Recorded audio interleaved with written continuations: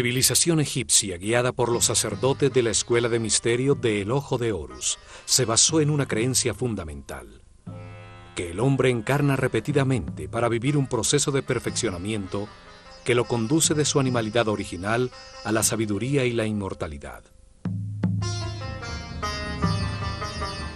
Ese camino evolutivo tiene 7 fases, 7 niveles determinados por la sabiduría que lleva acumulada, por la frecuencia en que vibra y por la cantidad de energía vital que puede procesar.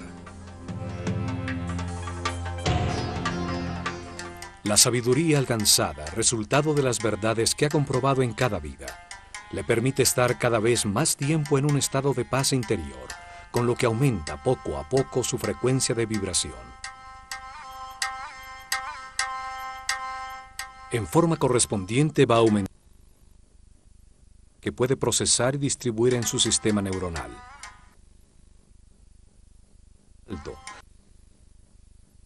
Vertebral para captarla, y su aura o campo electromagnético personal va creciendo en consonancia.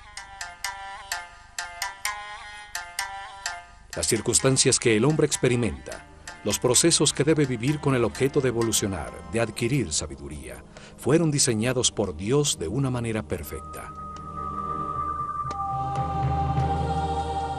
Los egipcios creían que la energía que fluye de Dios y que se manifiesta de distintas maneras determina los procesos a que es sometido cada espíritu.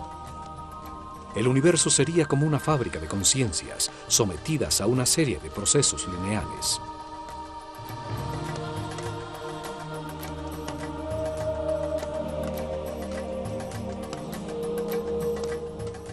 El hombre se encarna sobre la tierra que gira alrededor de una fuente radiante, el Sol. De allí recibe su primera energía. El sistema solar gira a su vez alrededor del Sol central de la galaxia, otra fuente radiante de energía. Ellos encontraron que durante este giro que tarda 25.920 años, al que llamaron el año cósmico, el sistema solar recibe la energía de una serie distinta de astros radiantes que producen distintos campos de fuerza. Dividieron ese recorrido en 12 sectores, 12 fuerzas fundamentales que recibe el planeta durante los 2.160 años que tarda en atravesarlos. Cada fuerza impulsa distintos procesos y circunstancias que el hombre debe vivir. Son parte de la línea de ensamblaje de las conciencias. A estas energías de los cielos las llamaron néters. A cada una de las que iban identificando le dieron un nombre y una figura simbólica. Así podían reconocer sus características, presentarles sus ofrendas y respetos. Por todo esto, su civilización estaba orientada hacia los cielos y sus procesos colectivos determinados por los astros. Los sacerdotes sabían que entre más tiempo se recibiera la energía de uno de los fuegos del cielo, de una de las estrellas o constelaciones, más importante era para el hombre. Por eso a las estrellas que se sitúan sobre el eje de giro del planeta, a las estrellas polares, que permanecen fijas en el mismo punto durante miles de noches, les tuvieron una consideración especial.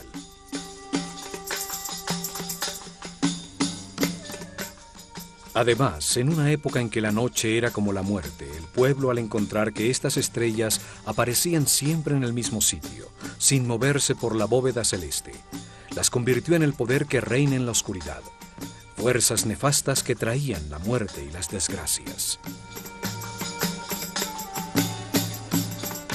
A esta serie de fuerzas que impulsaban los procesos y eventos más difíciles de la vida, las comandaba una figura simbólica que llamaron Set, la raíz del Satán moderno.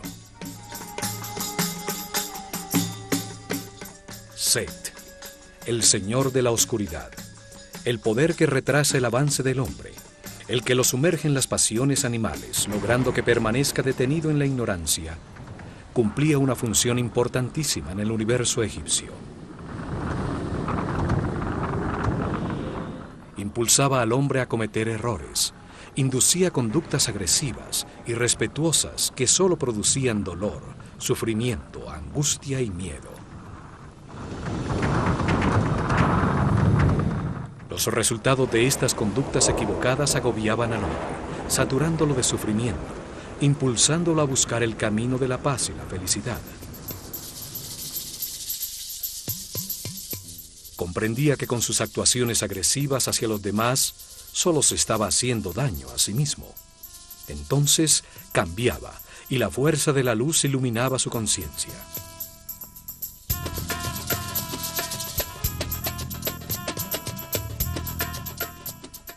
A las fuerzas que impulsaban al hombre a cambiar, a avanzar hacia la cordialidad, la paz y la comprensión, las comandaba otra figura simbólica, a la que llamaron Osiris.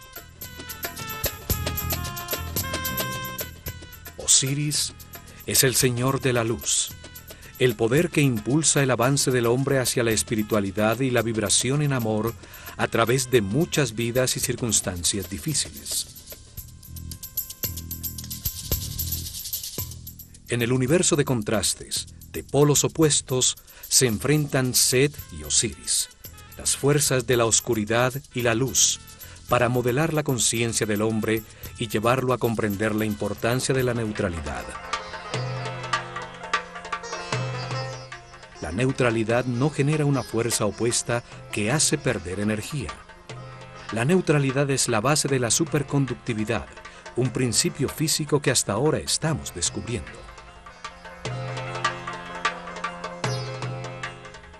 La neutralidad implica respeto por los demás.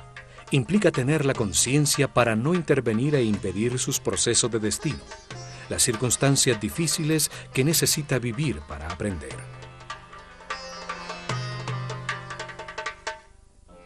La neutralidad implica comprensión sobre cómo funciona el universo, aceptación de que todo lo que sucede es perfecto y tiene un propósito de amor, porque es diseñado por Dios, que es amor. A la neutralidad llega el ser humano al final de su rueda de reencarnaciones, en el momento en que ha verificado en carne propia todas las verdades del universo, cuando renace en el espíritu y llega a la iluminación. Este momento es simbolizado por Horus, un halcón dorado que todo lo ve, todo lo sabe, que vuela sobre los contrastes y las limitaciones materiales del universo, gracias a que no produce resistencia.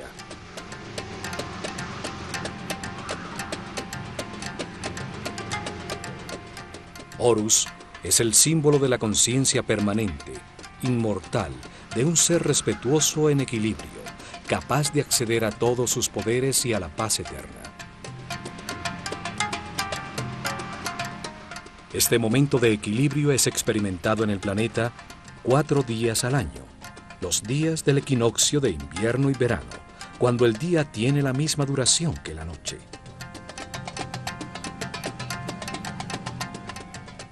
En Edfu, construyeron un templo para festejar el nacimiento de Horus, honrar y estudiar el momento final del camino evolutivo, con su eje y sus pórticos orientados hacia el punto en el horizonte por donde salía el sol, en el equinoccio de verano.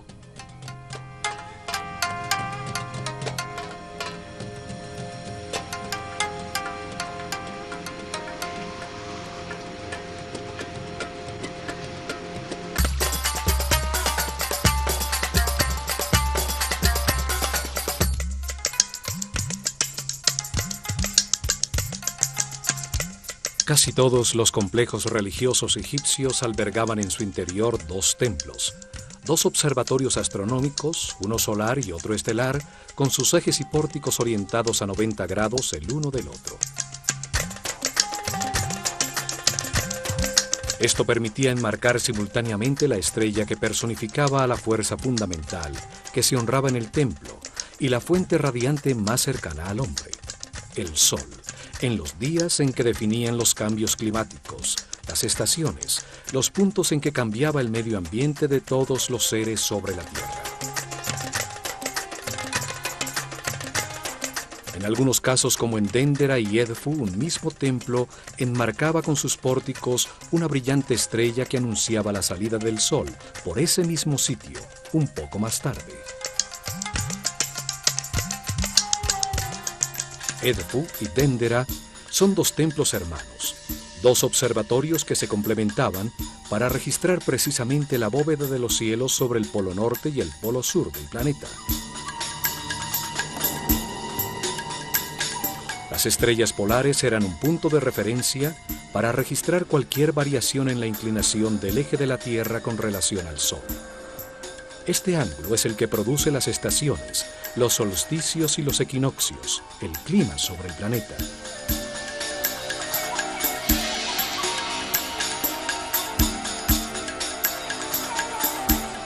El estudio y registro de estas estrellas fijas, su relación con el Sol y las otras estrellas, era muy importante, pues cualquier variación en su movimiento habitual preconizaba grandes cambios en la vida del hombre.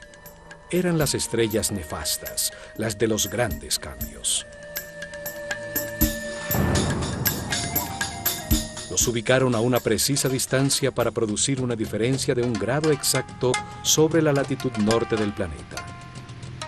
Dendera está sobre los 26 grados y Edfu sobre los 25 grados de latitud al norte del ecuador de la Tierra.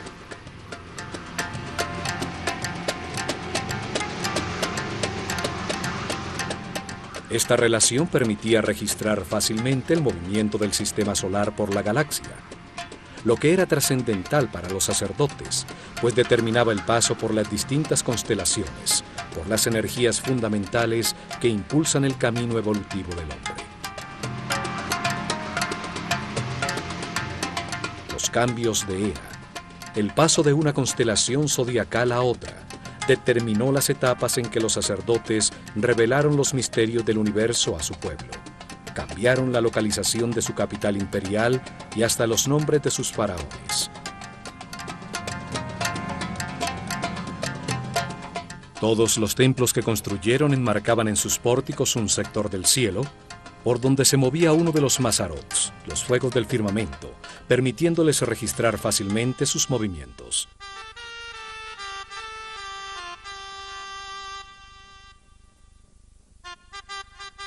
El templo de Horus en Edfu estaba orientado hacia el polo sur, enmarcaba a la estrella Canopus, mientras que el templo de Hathor en Dendera enfocaba sobre el polo norte a la estrella Alpha Draconis.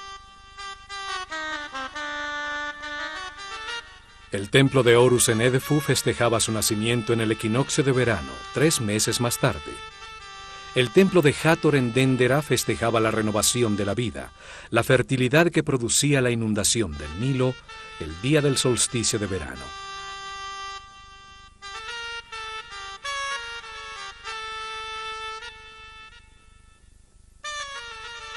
El templo secundario dedicado a Isis en Dendera enmarcaba en las noches sobre el horizonte a la estrella Sirio, su personificación en el cielo, que con su reaparición anunciaba el desbordamiento del Nilo, y al amanecer la salida del sol, el día del solsticio de verano. Ese día, la inundación traía consigo el fin del año solar egipcio, celebrándose en Dendera las fiestas del Año Nuevo en honor a Hathor, la fuerza que renueva la vida, y a Isis, la que traía el agua, el sustento de Egipto.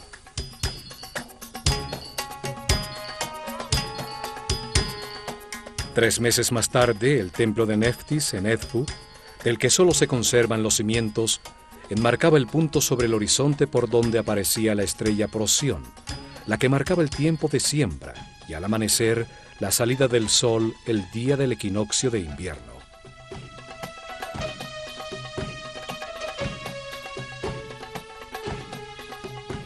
Los astros determinaban cuándo subía el río, cuándo sembrar y cuándo cosechar.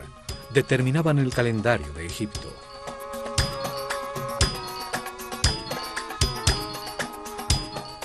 Como los dos templos, las dos estrellas tienen también una estrecha relación. Sirio pertenece a la constelación de Canis Mayor y Procyon a Canis Menor.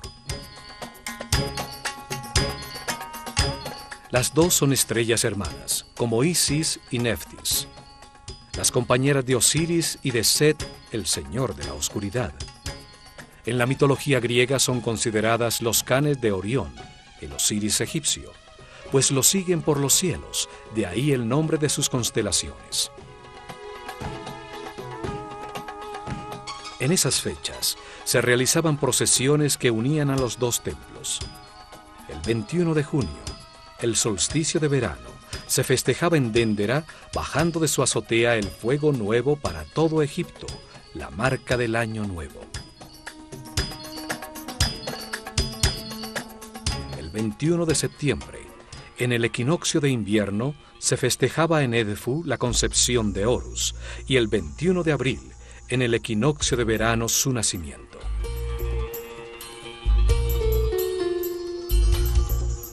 Hasta allí acudía la barca de oro con la figura de Hathor, que por el Nilo venía desde Déndera. Esta ceremonia era llamada el Festival del Bello Encuentro, cuando Hathor, la fuerza de la vida, festejaba en Edfu la culminación del proceso que ella había puesto en marcha.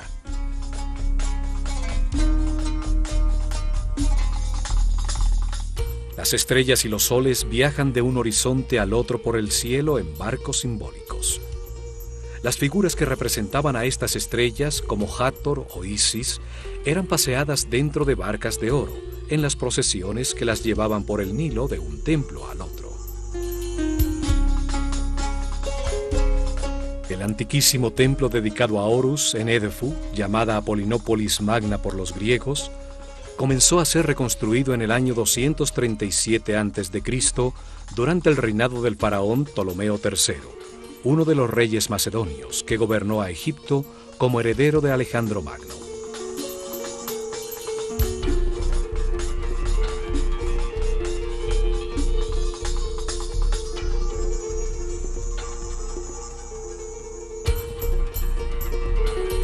La obra duró 180 años, terminándose en el año 57 a.C., durante el reinado de Ptolomeo XII, el padre de Cleopatra, la última faraona antes de que Egipto se convirtiera en una provincia romana.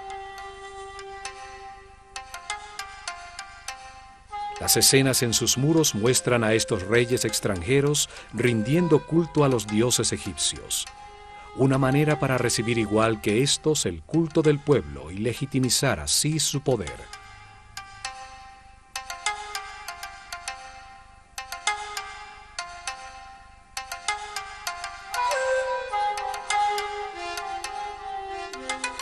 El pueblo de Edfu ha ocupado los terrenos que antes eran exclusivos del complejo religioso. Sus muros exteriores de protección desaparecieron hace mucho tiempo. La mayoría de sus construcciones fueron destruidas. Aún permanece intacto el templo principal dedicado a Horus, el Halcón Dorado, reconstruido por los Ptolomeos, paralelo al Nilo, en el mismo sitio donde un templo más antiguo había existido.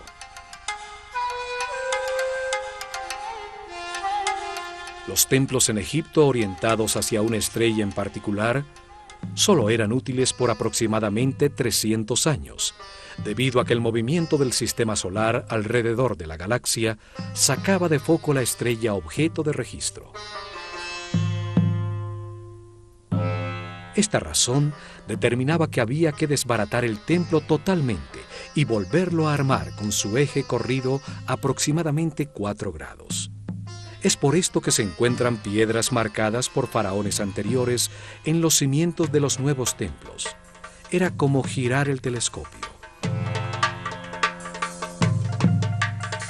El caso de los templos solares es distinto, pues el ángulo entre el ecuador de la Tierra y la eclíptica por donde se mueve el Sol cambia solamente 1 grado cada 7.000 años. Los templos solares, enfocados al punto en el horizonte por donde sale el Sol en una fecha especial, servían por miles de años. El eje del templo está orientado hacia los 86.5 grados suroeste. Allí, a los 26 grados sobre el horizonte, se situaba todas las noches prácticamente sobre el polo sur la estrella Canopus, la segunda más brillante de los cielos después de Sirio.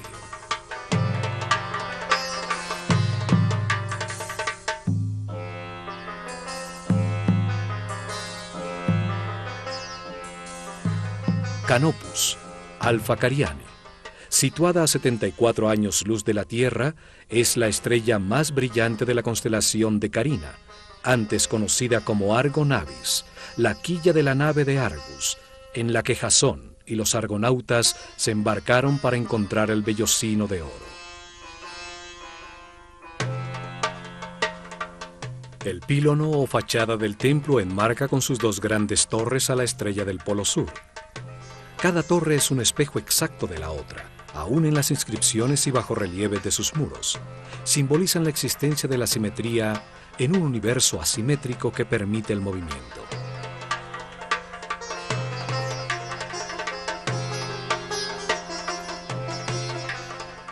En el frente, la figura del faraón esgrime una vara de poder, con un gesto amenazador hacia los enemigos de Egipto, en un símbolo recurrente desde la antiquísima paleta de Narmer. Sobre el dintel, el disco alado con las dos serpientes. Las dos torres producen la imagen en los hieroglifos de un horizonte entre montañas que enmarcan al sol. El pílono de 35 metros de alto, la altura de un edificio de 10 pisos, soportaba 4 altísimos mástiles, en cuyas puntas ondeaban al viento larguísimas banderas de brillantes colores. Al atravesar el pórtico por el eje del templo, se llega a un patio abierto, conformado en sus lados por un peristilo, un corredor sombreado por una pequeña cubierta soportada por 32 columnas con capiteles florales de distintos estilos y variadas formas.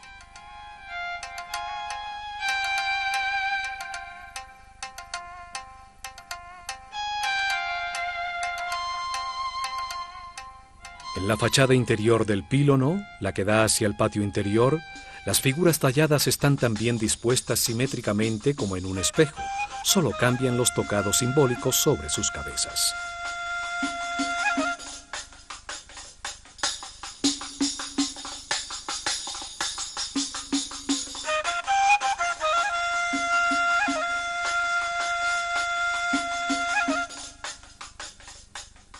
Muro de cerramiento totalmente decorado y la columnata le dan una forma perfectamente simétrica al patio exterior. El equilibrio del conjunto llena de armonía al espacio, donde los iniciados recibían sus lecciones. Las distintas escenas talladas en bajo relieve explican el proceso evolutivo del hombre, su relación con las fuerzas de los cielos, la lucha entre el espíritu y la materia que permite encontrar la verdad a través de los opuestos.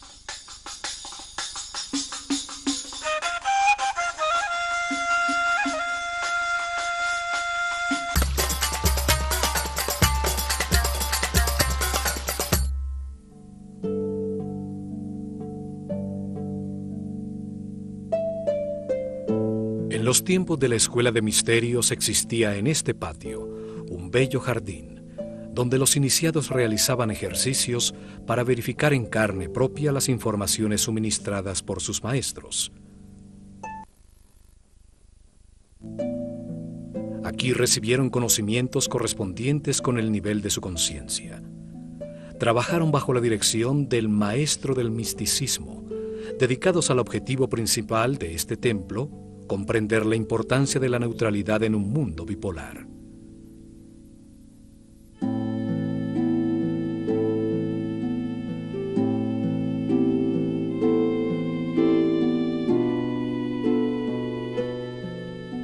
Probaron que podían llevar su conciencia individual hacia la conciencia universal. Entendieron la necesidad de un universo de contrastes que produjera vivencias, situaciones y procesos ante los cuales se puede decidir libremente. Cada vida permite experimentar un sitio distinto, una familia distinta, diferentes condiciones de salud y riqueza,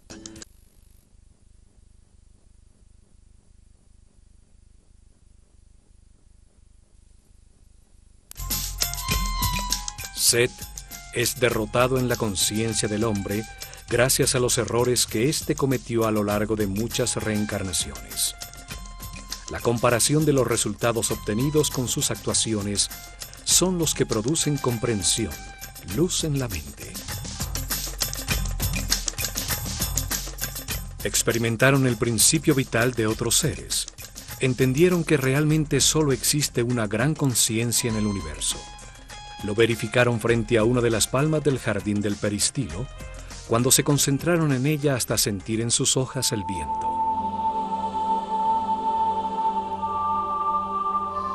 Descubrieron que entregándose totalmente, se realiza una fusión con el aparente exterior.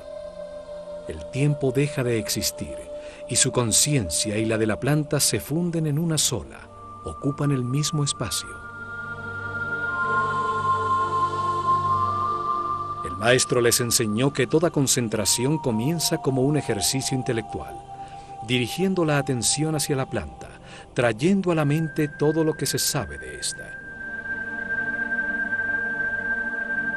La razón aclara la mente, ordena, evalúa, compara, analiza, hasta definir las características que convierten un ser en planta. Encontraron que una vez que se sabe todo sobre el objeto de la concentración, el trabajo intelectual cesa. En ese momento pasaban a la segunda fase de la concentración. Usaron la intuición y todos los sentidos como una forma de percepción para sentir todo lo que la palma es.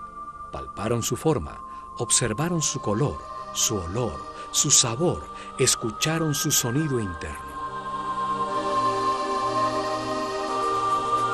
En una última fase, realizaron ejercicio de concentración espiritual.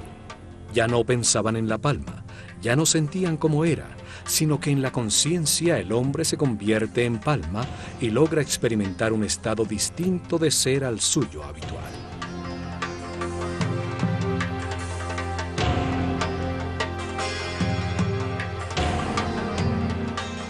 En ese estado, el ego desaparece y el iniciado se encontraba con su yo superior. El tiempo desaparecía. El silencio expandía la conciencia. Los brazos se transformaban en ramas y una paz interior inundaba la nada. En este patio pudieron así aumentar su energía vital, su frecuencia de vibración, reunidos con otros compañeros que tenían un nivel de conciencia similar. Se encontraban en un lugar parecido en el camino de las reencarnaciones. La fachada interior del patio hacia el templo es muy parecida a la principal del templo de Dendera. La planta y el diseño general son muy parecidos. Ambos templos fueron reconstruidos siguiendo los planos realizados por Imhotep, el arquitecto que construyó la pirámide escalonada de Saqqara. El muro entre las columnas filtra la luz, permitiendo que solo un poco entre al templo por su parte superior abierta, facilitando la penumbra interior para observar las estrellas. Dos grandes estatuas de Horus, como halcón con la doble corona de Egipto, enmarcaban la entrada al salón hipostile, al llamado Salón de la Vida. Hoy solo queda una de las estatuas de granito negro. Al entrar al gran salón que los egipcios llamaban la Casa de la Vida, se siente un cambio de temperatura inmediato.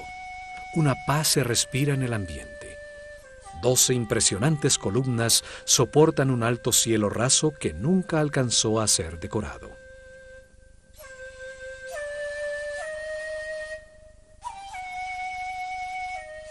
Al recorrer este salón, utilizado en el trabajo diario por los iniciados del templo, las altísimas columnas con sus hermosos capiteles producen una sensación de equilibrio, de permanencia. También, como en Dendera, este salón tiene una pequeña capilla para guardar los papiros en los que trabajaban los escribas y los que se necesitaban para las lecciones con los discípulos del templo.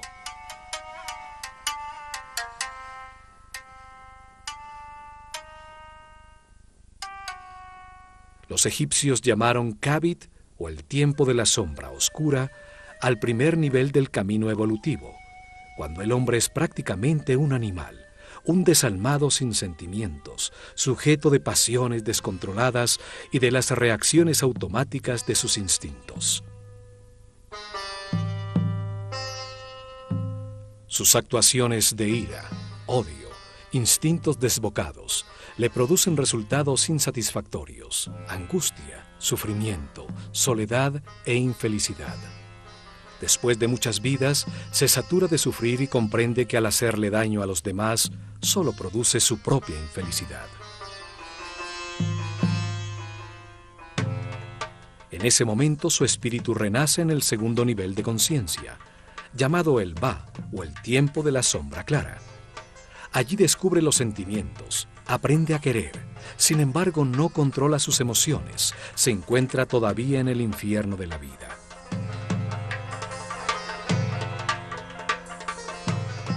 Al ascender al tercer nivel, llamado el tiempo del corazón que respira, el péndulo lo lleva al extremo opuesto.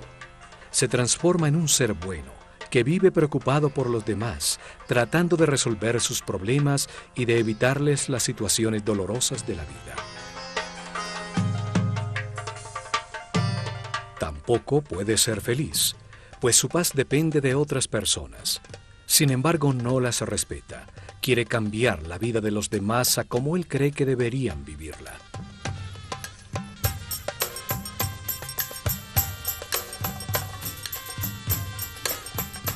Esta actitud lo lleva a enfrentar su sistema de creencias con el de los demás, pues no respeta las decisiones que estos toman y cuando le suceden situaciones difíciles para que aprenda, las considera injustas, pues se ve a sí mismo como un ser bueno que solo vive por los demás. Al cruzar la puerta del fondo se llega al Salón de las Apariciones, llamado así porque en él aparecía desde la penumbra de su santuario la brillante estatua de Horus, dentro de su barca de oro, para salir a las procesiones y ceremonias. La unión del templo de Horus con el de Hathor en Déndera es resaltada en la decoración de las columnas que tienen la figura de la diosa en sus capiteles.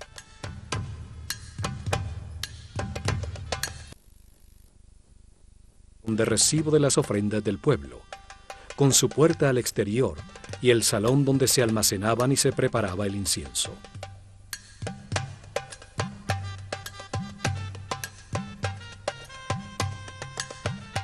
Al lado derecho está el salón de las purificaciones, utilizado por los sacerdotes en sus rituales diarios de limpieza, con su puerta para salir al lago y al pozo del templo. Los sacerdotes escogían a sus discípulos entre los seres que manifestaban mayor respeto por los demás, mayor sensibilidad, los que demostraban tener mínimo un tercer nivel de conciencia. Les suministraban información y la manera de verificarla personalmente. Los guiaban para que aprendieran a elevar su nivel de vibración. El trabajo comenzaba por el control de los instintos, el miedo a la muerte, el instinto de defensa y agresión. Se les sometía a situaciones de peligro extremo. Aprendían a confiar en los demás. Años después, el trabajo era controlar las emociones, los deseos y los placeres, comprender que su cuerpo es igual que el universo, solo que en otra escala. Para eso pasaban por templos como el de Kom-Ombo, Philae, Deir el-Bahri y Luxor. Así llegaban al cuarto nivel de conciencia, al tiempo que llamaban Sekem, donde con otros seres nacidos en ese nivel eran dirigidos por el maestro de las medidas. Él les enseñaba cómo el nombre y el número determinan la forma de todo lo que existe.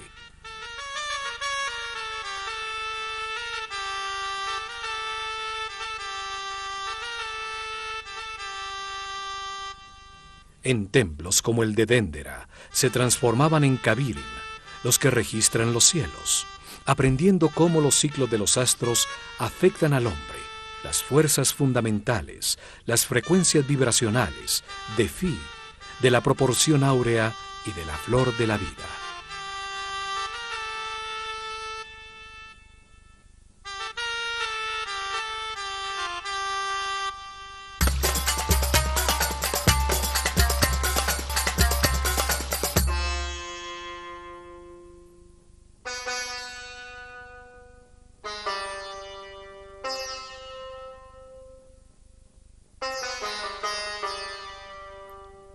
Después del Salón de las Apariciones se llega al corredor de las escaleras, que tiene un esquema exactamente igual que el de Dendera. Una escalera caracol a la derecha y una larguísima escalera recta dentro del muro de cerramiento que conduce a la azotea.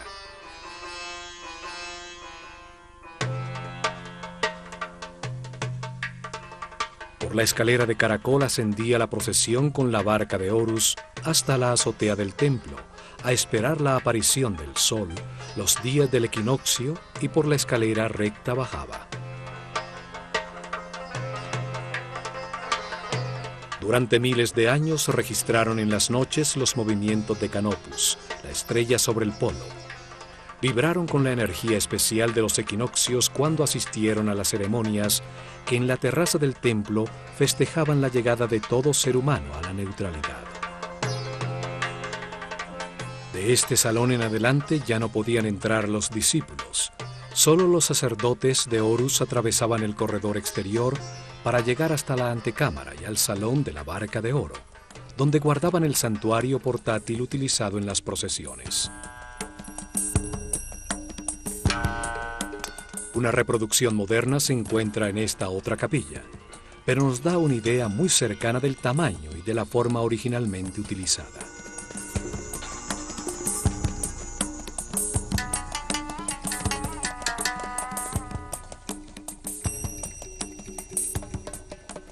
La antecámara de las ofrendas también comunica con la llamada capilla pura, un espacio abierto donde las figuras simbólicas de las fuerzas fundamentales del universo eran expuestas a los rayos del sol para que renovaran su energía.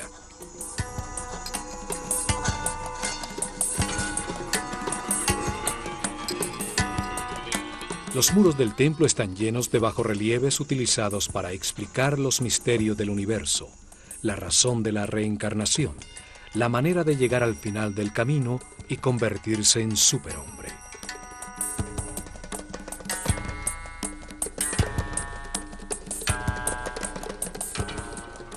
En este mural el faraón Ptolomeo IV, rodeado por un sicomoro, el árbol de la vida. Otro símbolo de Hathor, recibe de Horus la palma con el listado de su destino.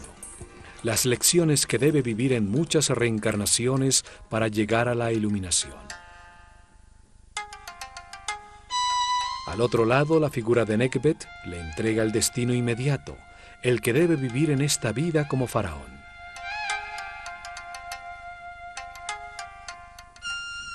La civilización egipcia estaba fundamentada en la reencarnación, como proceso de adquisición y verificación en carne propia de las verdades del universo. El espíritu del hombre encarna para aprender con los resultados de sus decisiones, transformándose poco a poco en un ser flexible, sabio, hasta que ya no tiene nada más que aprender en esta escala del universo y se ilumina.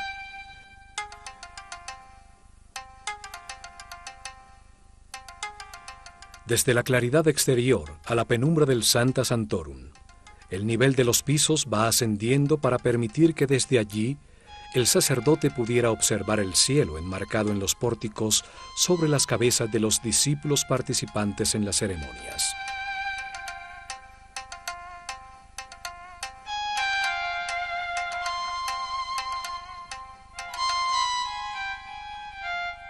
El santuario es un volumen independiente dentro del edificio del templo, envuelto por sus espacios. En lo alto, los rayos del sol entran por unas claraboyas en el techo, iluminando los otrora coloreados muros.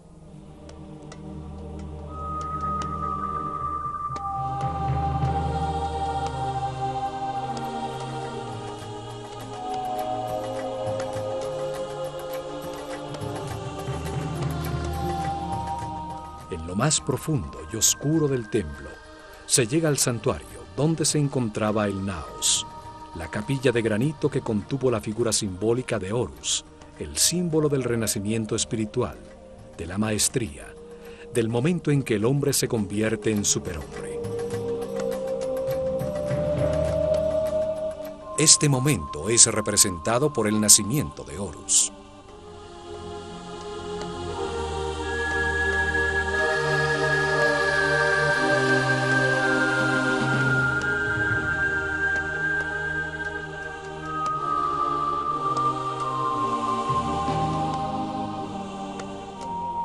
Aquí, rodeando el santuario, se encuentran escenas talladas que hacen referencia al momento de la iluminación.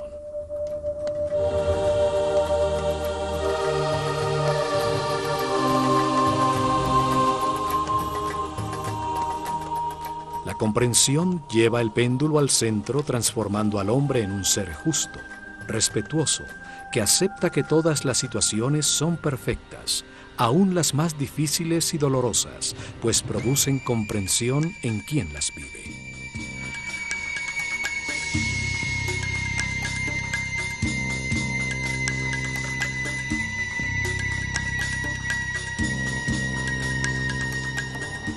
El malo se convierte en bueno, el bueno en justo, y por último el justo en sabio. En ese momento llega la iluminación representada por Horus, cuando se renace desde el espíritu, al terminar la rueda de reencarnaciones en esta escala del universo, para continuar el camino de perfeccionamiento en una jerarquía más alta. El hombre que nace en la carne, renace en el espíritu. Así termina su transformación desde su animalidad original a la espiritualidad eterna. Desde su conciencia temporal a la conciencia permanente, de la mortalidad a la inmortalidad. El amor permanente en pensamiento, palabra y obra, producto de estas comprensiones, hace que el ego desaparezca para siempre, y con él la rueda de reencarnaciones.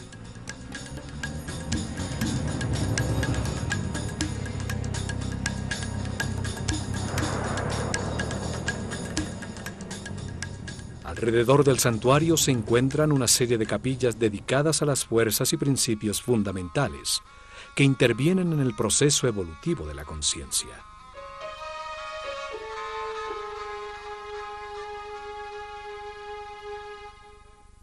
Osiris tiene una capilla que es fácilmente reconocible para el pueblo que no podía entrar al templo, a través de los bajorrelieves que adornan el muro exterior, permitiéndoles acercarse y colocar sus ofrendas desde un lugar cercano e inmediato.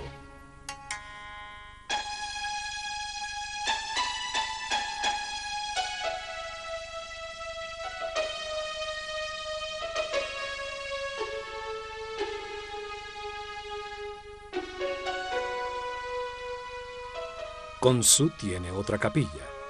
Es el hijo de Mut, la característica femenina del único Dios, y de Amon-Ra, la característica masculina. Su unión crea la conciencia del hombre. Khonsu es el nombre que le daban a una conciencia recién nacida cuando comienza su recorrido evolutivo.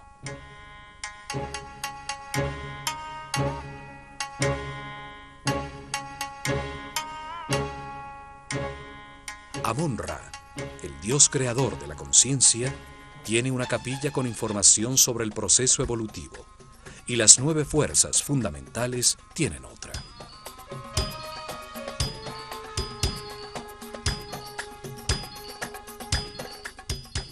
La capilla central está dedicada a Horus. En sus muros está el conocimiento adquirido sobre el significado de la iluminación como momento final de esta escala de la realidad.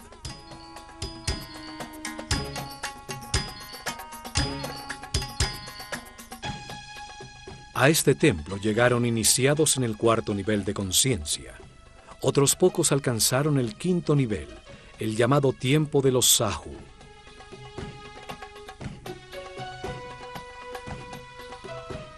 Aquí recibieron información sobre la meta del camino de reencarnaciones. Comprendieron el significado de la neutralidad.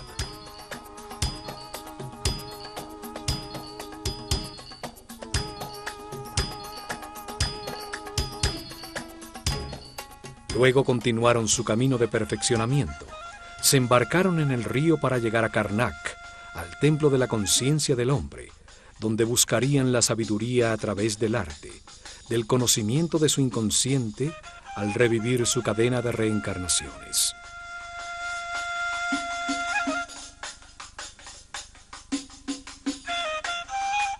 Se van vibrando en amor, seguros que como todos los hombres, algún día renacerán espiritualmente, llegarán a la iluminación, abrirán la puerta a la siguiente escala del universo.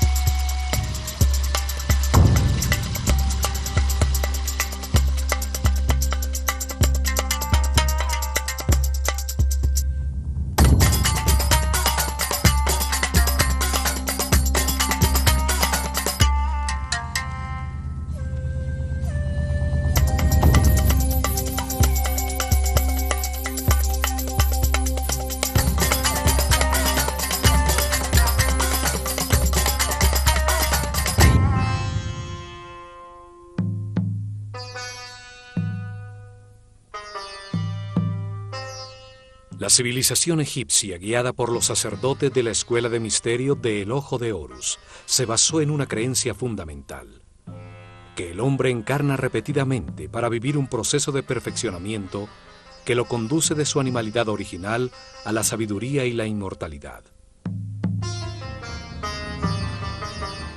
Ese camino evolutivo tiene 7 fases, 7 niveles determinados por la sabiduría que lleva acumulada, por la frecuencia en que vibra y por la cantidad de energía vital que puede procesar. La sabiduría alcanzada, resultado de las verdades que ha comprobado en cada vida, le permite estar cada vez más tiempo en un estado de paz interior. Con fijas en el mismo punto durante miles de noches, les tuvieron una consideración especial.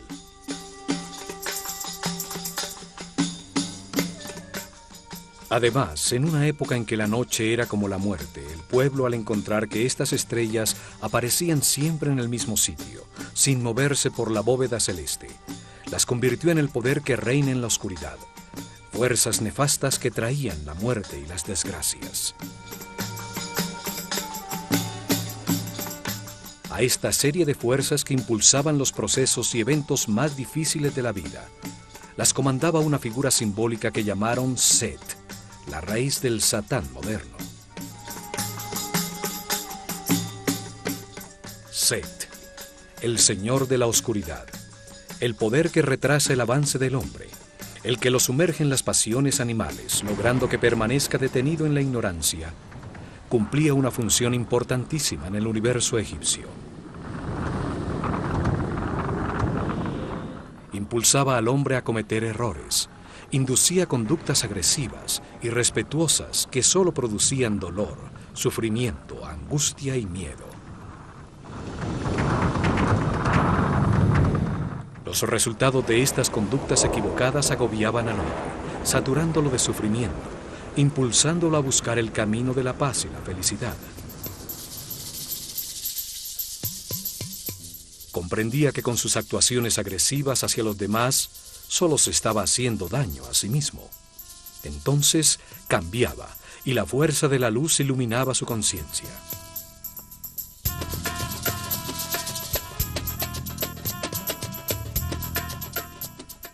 Al las fuerzas que impulsaban al hombre a cambiar, a avanzar hacia la cordialidad, la paz y la comprensión, las comandaba otra figura simbólica, a la que llamaron Osiris.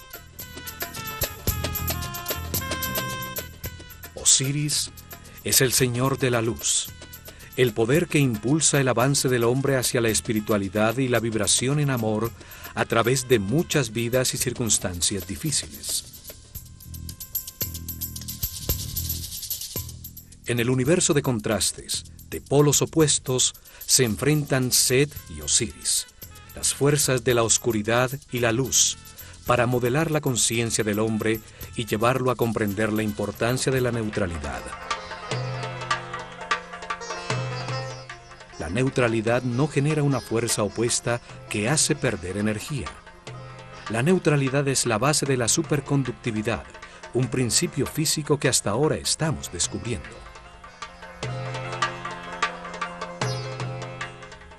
La neutralidad implica respeto porque aumenta poco a poco su frecuencia de vibración. En forma correspondiente va aumentando que puede procesar y distribuir en su sistema neuronal.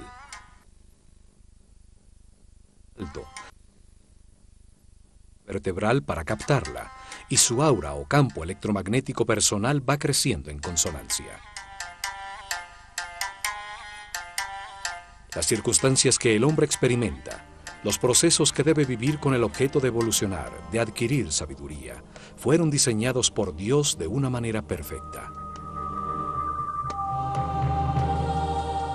Los egipcios creían que la energía que fluye de Dios y que se manifiesta de distintas maneras determina los procesos a que es sometido cada espíritu. El universo sería como una fábrica de conciencias sometidas a una serie de procesos lineales.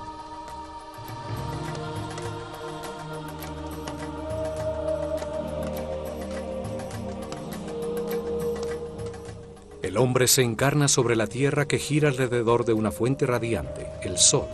De allí recibe su primera energía. El sistema solar gira a su vez alrededor del Sol central de la galaxia, otra fuente radiante de energía. Ellos encontraron que durante este giro que tarda 25.920 años, al que llamaron el año cósmico, el sistema solar recibe la energía de una serie distinta de astros radiantes que producen distintos campos de fuerza. Dividieron ese recorrido en 12 sectores, 12 fuerzas fundamentales que recibe el planeta durante los 2.160 años que tarda en atravesarlos. Cada fuerza impulsa distintos procesos y circunstancias que el hombre debe vivir. Son parte de la línea de ensamblaje de las conciencias. A estas energías de los cielos las llamaron néters. A cada una de las que iban identificando le dieron un nombre y una figura simbólica. Así podían reconocer sus características, presentarles sus ofrendas y respetos. Por todo esto, su civilización estaba orientada hacia los cielos y sus procesos colectivos determinados por los astros. Los sacerdotes sabían que entre más tiempo se recibiera la energía de uno de los fuegos del cielo, de una de las estrellas o constelaciones, más importante era para el hombre. Por eso a las estrellas que se sitúan sobre el eje de giro del planeta, a las estrellas polares, que permanecen